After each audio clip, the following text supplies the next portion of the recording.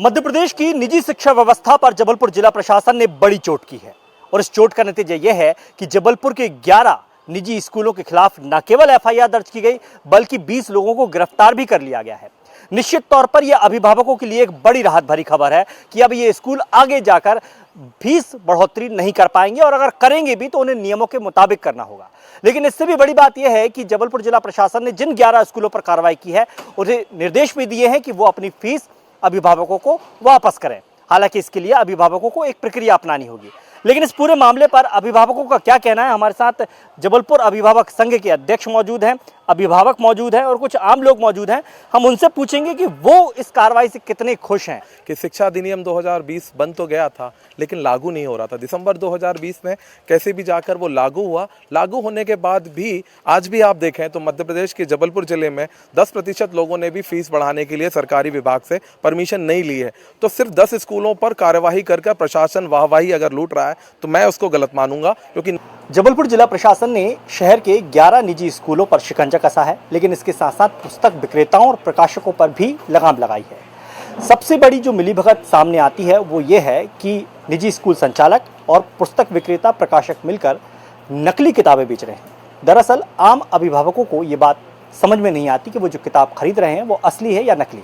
लेकिन जबलपुर जिला प्रशासन ने जो कार्रवाई की है उसमें नकली किताबों का भी एक मामला सामने आया है, जिसमें बिना ISBN नंबर के ही ये किताबें मार्केट में बेची जा रही थी, जिस नंबर का मतलब होता है इंटरनेशनल स्टैंडर्ड बुक नंबर्स।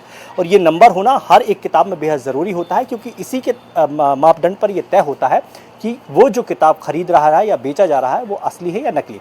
यहाँ पर लगातार कार्रवाई चल रही है। जैसा कि हमने कल दिखाया था कि जबलपुर जिला प्रशासन ने 11 स्कूलों के खिलाफ मामला दर्ज किया है, गिरफ्तारियाँ हुई हैं। लेकिन अभी भी आप देख सकते हैं कि पुलिस के अधिकारी एक बुक दुकान पर बैठकर तमाम चीज़ों की जांच पड़ताल कर रहे हैं। हमारे साथ अधिकारी मौजूद हैं। सर, किस तरह की ये जाँच चल रही है और क्या खास आप देख रहे हैं?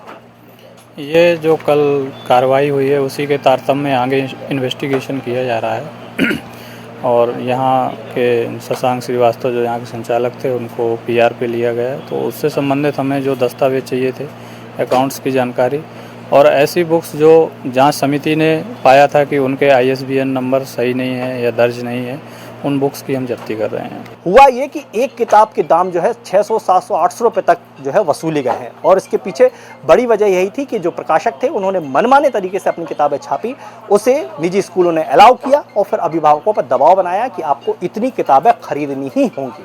तो ये है पूरा ये घोटाला जो प्रकाशक, पुस्तक विक्रेता और निजी स्कूलों ने मिलकर किया है, नकली पुस्तकें बेचकर। लगातार भंडाफोड़ कर रहा है विस्तार न्यूज, लगातार भंडाफोड़ कर रहा है। दुर्गेश हमारे सहयोगी जुड़े हुए हैं। दुर्गेश, कितने का घपला घोटाला ये समझ में आ रहा है, बताइए। विद्या की जो ये मंदिर है इसको इस तरह से तार तार किया गया है।